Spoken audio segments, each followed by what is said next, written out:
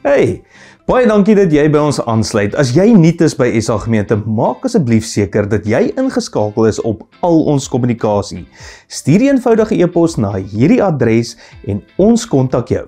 Ons het iets vir jou en jou gesin en dit maak nie saak of jy in die Guildford omgewing woon of nie. As jy al 'n rukkie aanlyn kyk en dalk SA Gemeente as jou kerk beskou, wil ek jou nooi om finansiëel saam met ons te werk. Ons het dit baie maklik gemaak vir jou om dit te doen. Besoek net die webwerf onder aan jou skerm en gaan na dankoffer. En aan diegene wat reeds 'n plan het om ons kerk finansiëel te ondersteun, baie dankie dat julle ons help om mense letterlik reg oor die wêreld te inspireer om Jesus te volg.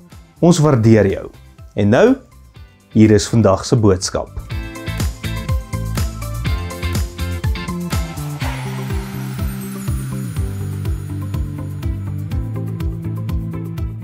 Ek weet, party van julle is nie meer daar nie.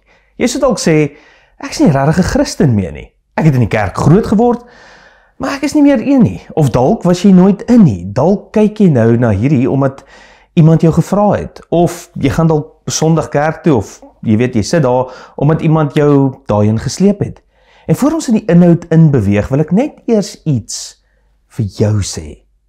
As jy nie 'n volgeling van Jesus is nie, dink ek, die weergawe van Jesus wat jy verwerp het, die Jesus wat jy dalk nie meer glo nie, die Jesus wat vir jou oninteressant geword het, ek dink dis nie die Jesus wat Matteus en Johannes geken het nie. Nie die Jesus wat Markus en Lukas aan ons bekend gestel het nie. Dis nie die Jesus waarmee Jakobus, Jesus se broer, groot geword het nie.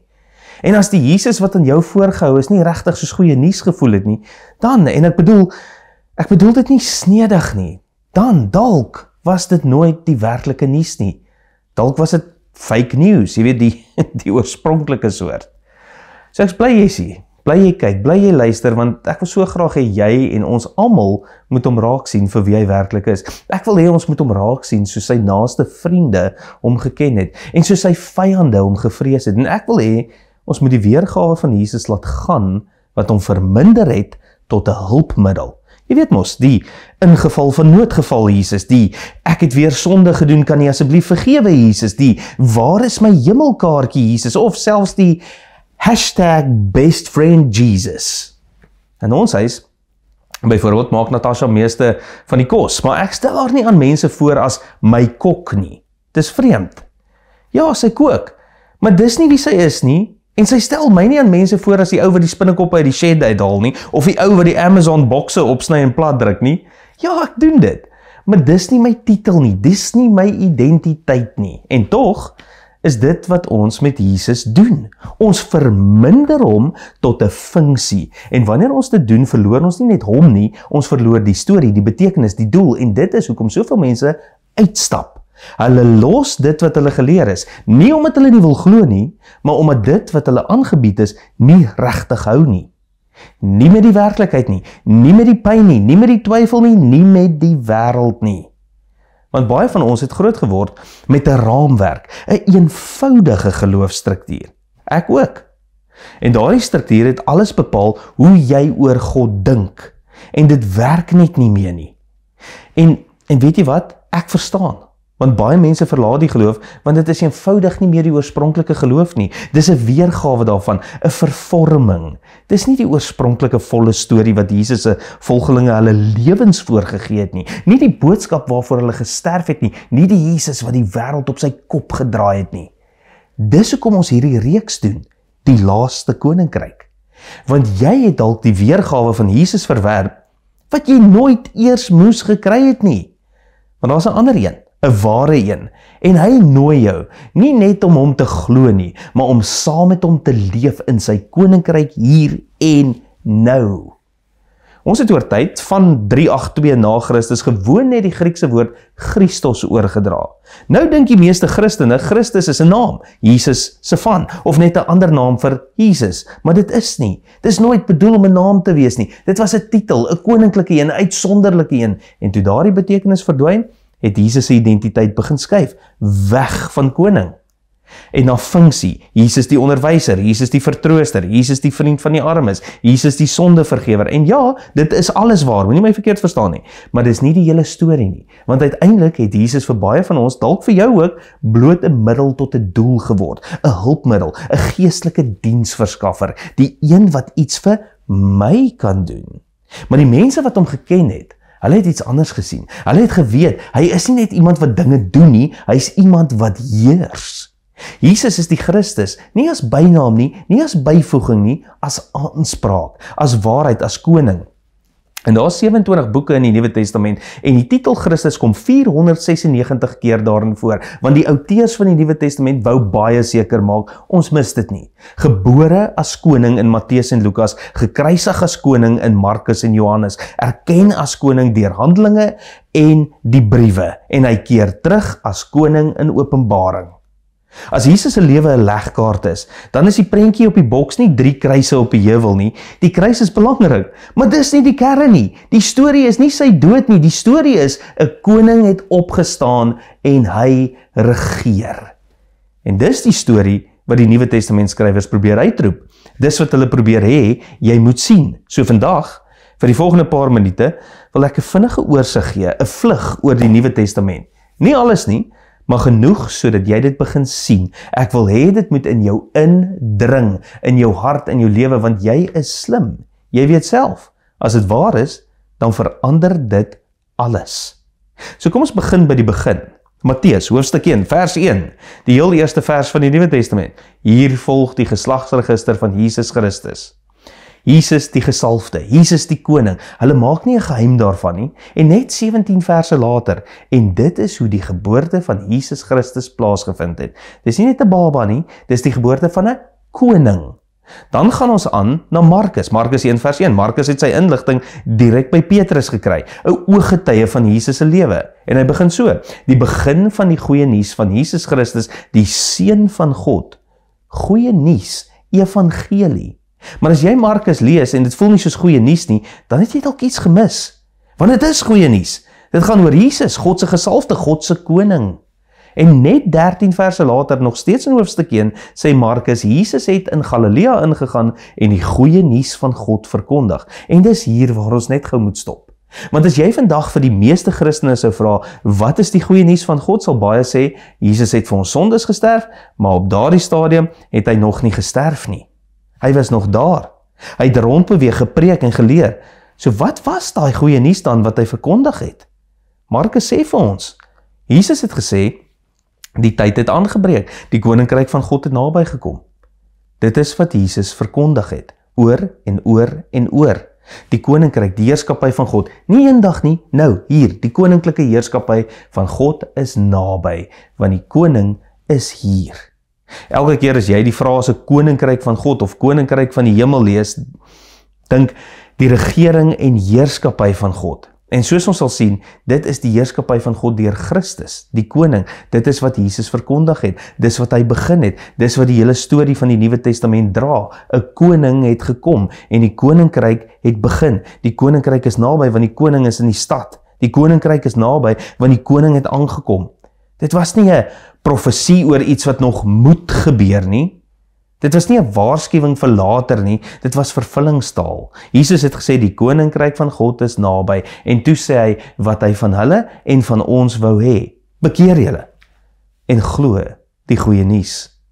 En wanneer ons die woord bekeer hoor, dink ons dadelik bekeer van sonde. En ja, dit beteken soms dit, maar die Griekse woord beteken eintlik net verander jou denke, metanoia. En wanneer jy jou denke verander jou rigting. Jesus sê ek wil julle moet anders begin sien en anders begin dink en die koning het gekom om julle daarmee te help. Jesus nooi hulle en hy nooi ons om te draai, nie weg van iets nie, maar te draai na iets goeds, iets wat die manier sal verander waarop jy die wêreld sien en in leef, wat die manier sal verander waarop jy jouself sien, wat die manier sal verander waarop jy ander mense sien. En dan bou hy voort, hy brei uit in sy mees bekende preek, die bergpredikasie. En wanneer jy die bergpredikasie lees, Matteus 5 tot 7, met hierdie nuwe raamwerk, met die oë van iemand wat weet die koning praat nou, dan begin jy dit raak sien. Die frases begin opval. Dinge wat jy al voorheen gehoor het, begin nou opnuut praat. En een van die dinge wat hy sê, so bekend. Maar nou, hoor dit asof die koning dit sê. Jesus sê, soek eerstens die koninkryk van God en sy geregtigheid. Eerstens, bo alles, bo elke strewe, en ons almal jaag dinge na, geld, sekuriteit, sukses, aansien, maar Jesus sê, soek eerstens die koninkryk, soek dit, soek sy geregtigheid, sy siening van wat reg is, sy verstaan van geregtigheid, sy perspektief op hoe die wêreld behoort te werk, want die Vader het die wêreld gemaak met 'n bepaalde bedoeling, en jy is geskep om volgens daardie bedoeling te leef, en die koning het gekom om jou te wys hoe, en dan, nog steeds in dieselfde preek, leer hy hulle bid, want hulle het nie reg gebid nie, en as ons eerlik is, ons ook nie altyd nie, want ons vra vir baie dinge, maar Jesus sê, wanneer jy bid, moenie vergeet nie, bid so, laat u koninkryk kom, laat u wil geskied, hier, in my lewe, in my huis, in my werk, op skool, in ons buurt, in ons land, laat u koninkryk kom, dis 'n gebed wat alles herorden, die Afrikaner veral is mal oor die Onse Vader, maar weet jy wat dit regtig beteken? So wanneer jy die woord koninkryk hoor, wat kom in jou gedagtes op? Dalk die verkeerde goed, 'n paleis, 'n troon, 'n sprokie. Maar Jesus praat nie van 'n sprokie nie, hy praat van nou. Die koning het opgedaag en hy probeer sy gehoor heroriënteer. Hy het gekom om iets te vestig en almal word genooi om deel te neem. Gaan lees weer die bergpredikasie daar in Matteus 5 tot 7. Dis 'n inleiding tot koninkrykslewe, dis 'n botsing met die wêreldse logika, dis 'n oorsig van hoe mense leef wat aan hierdie koning behoort, hoe hulle optree, bid, prioritiseer, ander behandel, en Matteus, 'n voormalige belastinggaarder, 'n man van invloed, hy het dit vir ons opgeteken, want dit was nie net 'n preek nie, dit was Jesus se standaard boodskap, oor en oor en oor het hy dit verkondig, die koning is hier, die koninkryk het gekom, en jy word genooi om deel te neem daarin, en dan beweeg ons weer deur Matteus, Markus, Lukas, ons was laasweek daar, Lukas 1, die koning is nog nie eens gebore nie, en tog, die engel verskyn aan Maria en sê, hy sal groot wees, hy sal seun van die Allerhoogste genoem word, en die Here God sal aan hom die troon van sy voorvader Dawid gee. Vir 'n Joodse gehoor was daardie sin gelaai. Dit het beteken, die tyd het aangebreek, maar hulle het nie geweet hoeveel groter dit gaan wees nie. Die troon van Dawid, en hy sal heers, en sy koninkryk sal nooit eindig nie. Matteus, Markus, Lukas, en dan Johannes 1. Dis ongelooflik, Johannes, 'n ooggetuie van alles, een van die oorspronklike disippels, Petrus, Andreas, Jakobus, Johannes, hierdie name is vir jou bekend, en Andreas, hy was oorspronklik 'n disipel van Johannes, die doper, en toe Johannes die doper vir Jesus doop, sê hy, ek is nie die een nie, daar is die een, en sy volgelinge het hom begin volg, want hulle het geweet die koning het opgedaag, en niks sou ooit weer dieselfde wees nie. Andreas het geluister, hy het Jesus hoor leer, en toe hy hom hoor, het hy geweet, Johannes die doper het nie oordryf nie. Dis die een, dis die koning, en die eerste ding wat Andreas doen, hy gaan soek sy broer, Simon Petrus, en Johannes, die evangelieskrywer, vertel dit vir ons. Hy sê, die eerste ding wat Andreas gedoen het, was om sy broer Simon te gaan soek en vir hom te sê, ons het die Messias gevind. Nou, dis belangrik. Johannes skryf dit as 'n ou man, waarskynlik dikteer hy dit. En toe hy hierdie sin sê, stop hy. Want hy weet, die meeste van sy lesers weet nie wat Messias beteken nie. Dis 'n Joodse woord. En die meeste van sy gehoor is Grieks, nie Joods. Hulle ken nie daardie taal nie. So Johannes, met soveel versigtigheid, met soveel doelbewuste helderheid verduidelik dit. In die teks voeg hy by, Messias beteken Christus, want Christus was die Griekse weergawe wat sy gehoor sou verstaan. Christus beteken gesalfde, koning. Hy wou seker maak, niemand mis dit nie. En die storie gaan aan.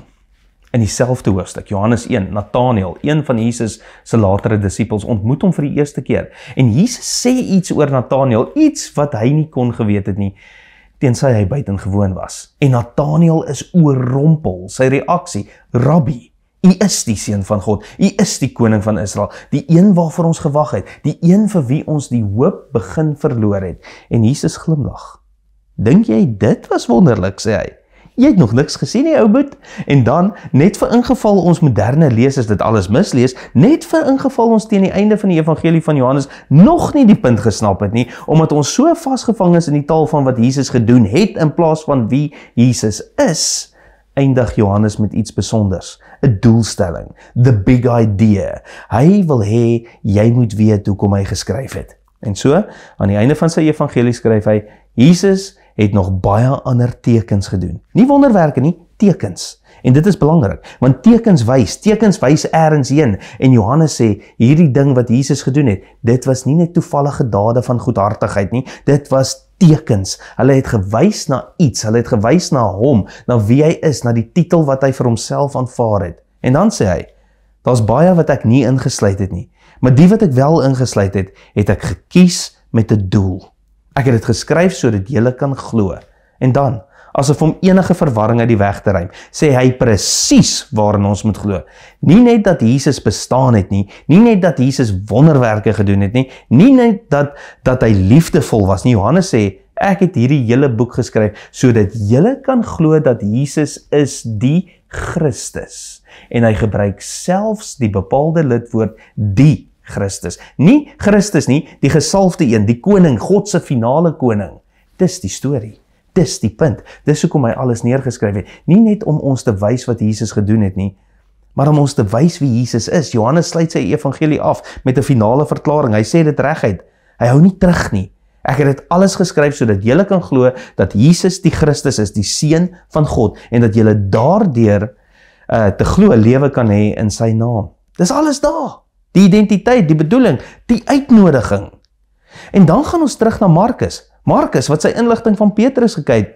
Petrus, die visserman, die rots, die een wat geloop het en geval het. Handelinge vertel vir ons. Petrus was ongeletterd, 'n werker. Hy en Andreas, Jakobus, Johannes, vissermanne, sterk, suksesvol, maar sonder formele opleiding. En tog, hulle sou draers word van die mees radikale boodskap wat die wêreld ooit sou hoor.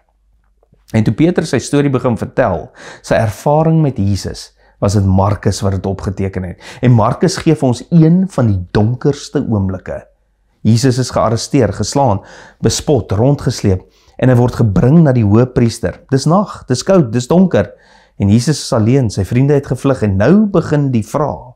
Hulle probeer hom laat struikel, iets laat sê wat hulle kan gebruik, en toe kom het, die vraag wat alles sou verander. Sê vir ons, is jy die Christus? Nie 'n Christus nie, die Christus, die gesalfde, God se gesalfde een, God se finale koning. En dan, omdat hulle nie naam van God in hulle mond wou neem nie eers terwyl hulle voor sy seun staan nie, vra hulle, is jy die seun van die geseënde?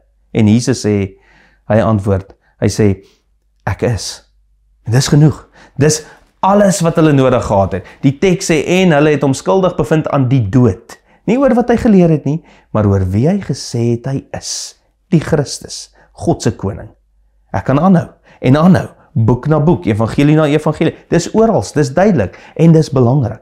Want om Jesus te sien vir wie hy regtig is as koning, trek die masker af van 'n dun, gemaklike, wat het hy laas vir my gedoen, soort Christendom. Dit konfronteer die oppervlakkigheid in ons geloof, ook in myne. Want wees eerlik, hoeveel keer het jy hom net gesien as helper, as geneesheer, as reddingsboei? En ja, hy is dit ook, moenie my verkeerd hoor nie. Maar hy is meer, hy is koning. Onthou jy, vir die van julle wat Bybel lees, wat die disippels laaste genoem het, net voordat Jesus weggegaan het. Matteus was daar, en hy skryf dit neer, Jesus het opgestaan, die stad was in paniek, chaos, die kop van die slang is afgekap, en nou is daar meer volgelinge as ooit, die graf is leeg, en hulle weet nie wat om te doen nie. En Jesus sê, ontmoet my in Galilea, ver van Jerusalem, weg van die lawaai, en hulle gaan. En toe hulle hom sien, die een wat dood was en nou lewe, toe doen hulle net een ding. Hulle het hom aanbid. Ouens, hierdie was Joodse jong manne, groot geword met 'n geloof waar jy nie eens 'n beeld van God mag hê nie. Geen kunswerk, geen voorstelling, niks wat die onsigbare sou probeer vergestalt nie. En die idee om 'n mens te aanbid is ondenkbaar. Dis presies wat Rome van hulle wou hê. Sedert Pompeius in 63 voor Christus die tempel betree het Rome probeer om mense te kry om keisers te aanbid, mense. En Israel het vasgestaan, ons aanbid nie mense nie, ons aanbid die onsigbare God. Maar toe, in daardie oomblik, het hierdie jong manne gekniel en hulle rabbi aanbid. As dit al is wat ons het, is dit genoeg. En Matteus, eerlik soos altyd sê, maar sommige het getwyfel. Natuurlik het hulle. Hulle het hom aan die kruis gesien, hulle het sy bloed gesien, sy liggaam gesien, en nou staan hy voor hulle, lewend. Natuurlik sou daar twyfel wees, maar die wat hom erken het hom aanbid. En Jesus, hy het dit nie gekeer nie. Hy het nie gesê, nee, staan op, dis net ek, Jesus. Hy het dit aanvaar, die aanbidding, en dan, toe almal nog staar, nog asem ophou, sê hy iets wat so groot is, en tog so dikwels misgehoor word. Alle mag in die hemel en op die aarde is aan my gegee. Wie sê so iets? In die wêreld van die eerste eeu was daar net een soort persoon wat so iets kon sê, iemand met autoriteit oor 'n land, oor 'n volk, 'n koning. Dis koningstaal. En Jesus sê dit vir 'n groepie volgelinge wat letterlik van hulle lewens vrees. Hulle gaan gesoek word, party van hulle gaan binnekort martelare wees, ander sal later volg. En hy sê vir hulle, ek het alle mag in die hemel en op die aarde. Dis nie net 'n leraar wat so praat nie, nie net 'n sondeverlosser nie, nie net 'n voorbeeld of 'n vertrooster nie. Dit is God se finale koning, die koning wat niks aan ons skuld nie, maar alles vir ons gee. Die koning wat jy ten volle kan vertrou, want hy is goed. Die koning wat nie gekom het om van jou 'n lewe te vra nie, maar om sy lewe vir jou te gee. Die koning wat alles omgekeer het en jou nooi om deel te neem aan sy koninkryk. Nie eendag nie, nou. En wanneer mense begin leef soos die koning leef, verander alles. Daar waar hulle woon, werk, lief het, daardie stuk grond word beter, daardie gesin word gesonder, daardie gemeenskap word sterker, daardie nasie word meer regverdig, want die koning het gekom. So ek gaan afsluit. As jy nog nie 'n volgeling van Jesus is nie, ek kan jou nie dwing nie. Ek het nie die reg om dit te doen nie. Maar jy behoort ten minste sy uitnodiging te oorweeg. Want die koninkryk het gekom. En aan die einde sal sy wil geskied. En hier is wat ons weet. Die Bybel gebruik die woord geseënd, maar dit beteken eintlik gelukkig. Geseënd, gelukkig is die wat kies om deel te neem aan hierdie koninkryk. Dis wat die apostels vir ons sê. Dis wat Jesus self gesê het. En Paulus vat dit verder. Hy sê eendag, by die naam van Jesus sal elke knie buig. En dis iets om oor stil te raak, want eendag sal almal die waarheid sien, net soos die disippels daardie dag op die berg. En wanneer daardie dag kom, gaan ons nie vra nie. Ons gaan aanbid, want die koning is werklik. En ons is uitgenooi om dit nou al te doen, voor die res van die wêreld dit raak sien. As 'n teken, 'n getuienis, 'n lewe wat sê, die koning het gekom en die koning is op pad. Eendag sal elke knie buig. In die hemel, op die aarde en selfs diegene wat reeds gesterf het. Elke knie en elke tong sal bely, sal erken, sal sien, geen uitsondering nie, geen verweer nie, geen verduideliking nodig nie. Elkeen sal besef, Jesus, God se gesalfde koning is Here, is die een met die reg om te regeer en dit alles tot eer van God die Vader. Dis wat Matteus wou hê ons moet verstaan. Dis wat Petrus wou hê ons moet raak sien. Dis hoekom Lukas gesê het, ek gaan alles ordelik neerskryf. Dis hoekom Johannes gesê het, ek kan nie stil bly nie, ek moet vertel wat ek gesien het. Dis hoekom Lukas verder gaan in Handelinge skryf, om vir ons te wys hoe dit begin versprei het, van een plek na die volgende, van Jerusalem tot die uithoeke van die wêreld. En wie sou kon droom, dat teen die vroeë 4de eeu, Rome, sou erken wat ons soms mis, dat Jesus nie net 'n onderwyser was nie, nie net 'n wonderwerker nie, maar 'n koning. En dis waar ons volgende keer sal optel, in deel 3 van die laaste koninkryk. Amen. Kom ons bid saam. Here, dankie dat ons in hierdie koninkryk kan vashou. Dankie dat ons in hierdie koninkryk kan inbeweeg. 'n Koninkryk van liefde en vrede en omgee en deernis en barmhartigheid. Dankie dat as ons in daai koninkryk deelneem, dat ons gesinne beter is, dat ons werke beter is, dat ons kollegas beter is, dat ons kerk en ons gemeenskap beter is en dat ons dien. Want U is 'n koning wat net anders regeer. En daarom neem ons ook anders deel in 'n wêreld wat al hierdie dinge so nodig het. Dat ons kan loskom van ons eie sukses en ons eie troontjie en ons eie bankrekening en ons eie ek.